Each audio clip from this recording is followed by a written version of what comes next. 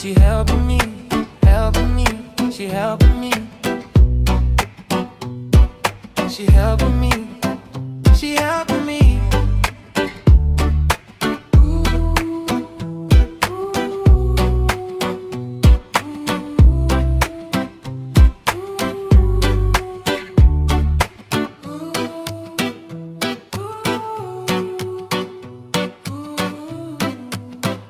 She helping me.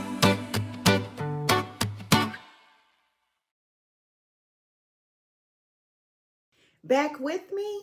All right. I love seeing you win.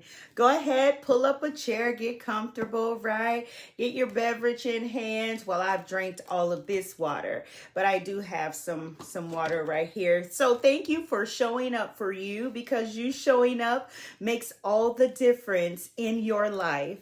As you know, this space is a community of practice because it's a space where our circle learns, where we grow and navigate life through wisdom, through humor, and real conversation. So we have gathered today for day number 18 of our 30-day homophone journey. And this journey is highlighting very simple words, nothing complex about the words, but they are developing and emerging into emotional, spiritual, and personal development. The words that we will review today are break and break. They are two words that sound the same, but they reveal a powerful truth about pace, pressure, and emotional well-being. Because here's the reality: if you don't learn how to break, life will eventually cause you to break. Yeah, it will. Well, mhm.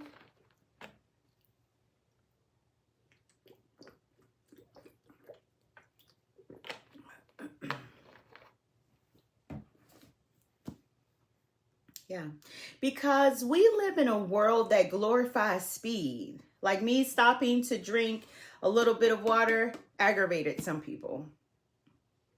Yeah. Because we want things when we want them. We want aspects of our lives to be faster. We want more, more, more. We want things to occur immediately, but our soul was not designed to run at full speed without rest, without reflection, or boundaries. And so today we're going to talk about the importance of slowing down, the importance of honoring your limits, and protecting your emotional health before something inside of you breaks. So let's go ahead and move forward with our session. And we will begin with the definitions. We will begin with break, B-R-A-K-E, which is used, a device that's used to slow down, to stop, or control movement. Okay. Break, B-R-E-A-K, is defined as the ability to fracture, to shatter, to collapse, to reach a point of emotional or physical exhaustion. And the truth is, breaks prevent breaks. Breaks prevent breaks. There is purpose in breaking, okay? A break is designed to protect you. It slows you down. It keeps you safe. It prevents damage. It gives you control. But many people live their lives without breaks. They keep going and going and going and going until something inside of them gives out. And my therapeutic insight for you today is that people who struggle to slow down often grew up in environments where rest was seen as laziness or productivity was tied to worth. Okay, or busyness may have been a coping mechanism for their parents, and so as children they adopted that same type of behavior. Their importance or achievements required validation, and their value in life was tied to that. Perhaps their emotions were ignored and their needs were dismissed. So as adults, they tend to overgive, overfunction, overperform, right? And overpromise. They live in constant motion. And let me share with you, it's not because they want to. I'm thinking of somebody right now, but it's because they don't know how to stop.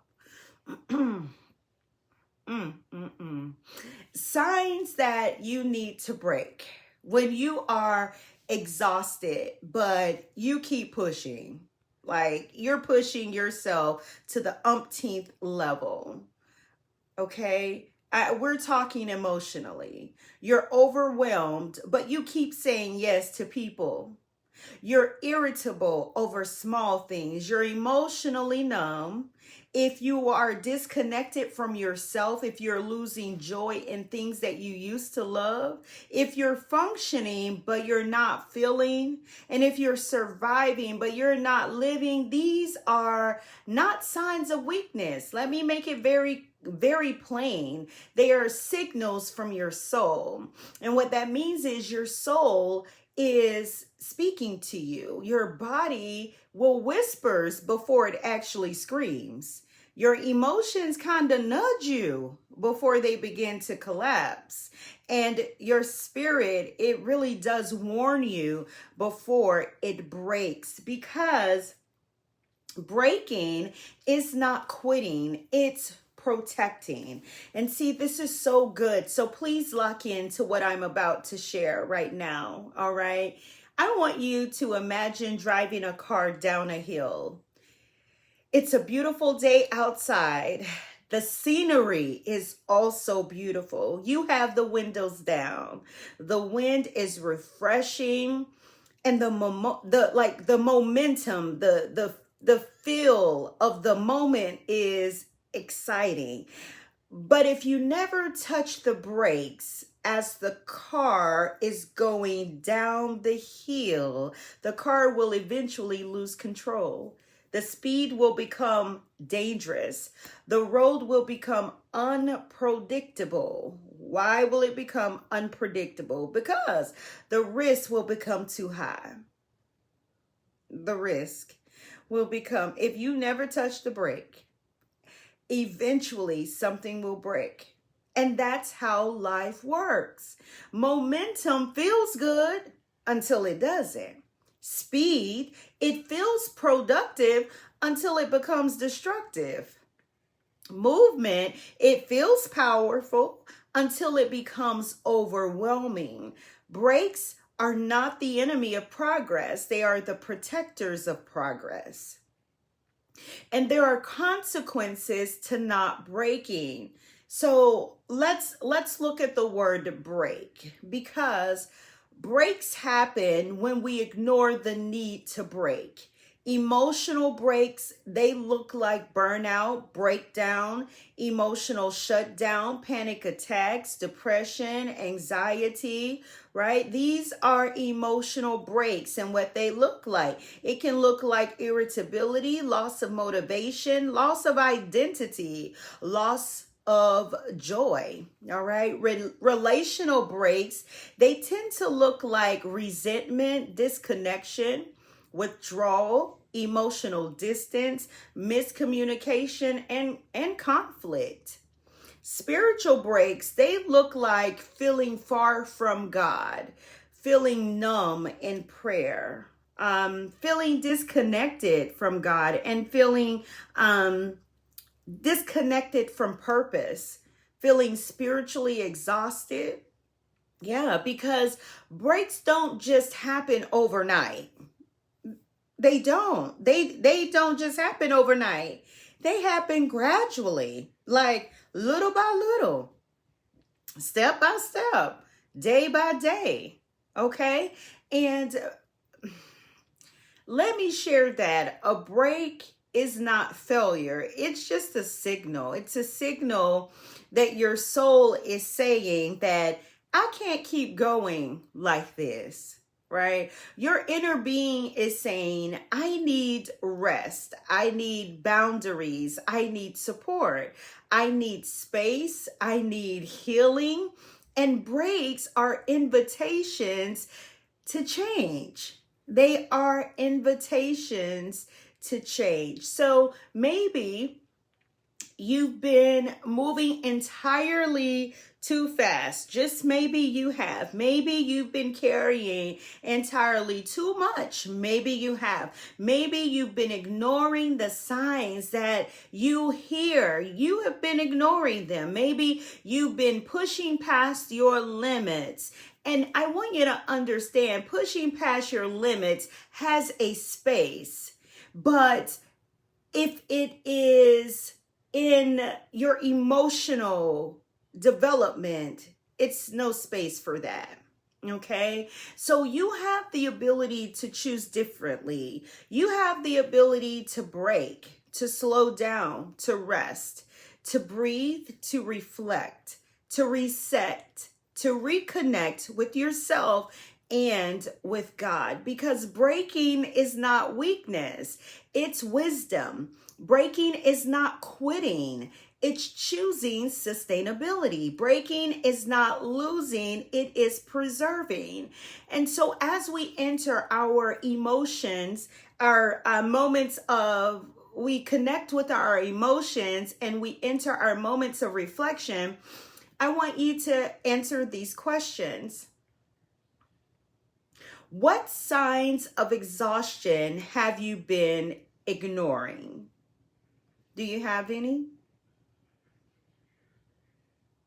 What responsibilities or relationships need healthier boundaries in your life? What would slowing down really look like for you? What would slowing down really look like for you?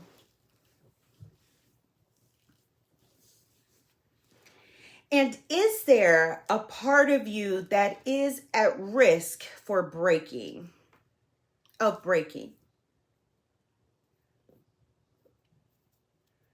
Remember what I say, the worst lie you can ever tell is a lie to yourself, okay?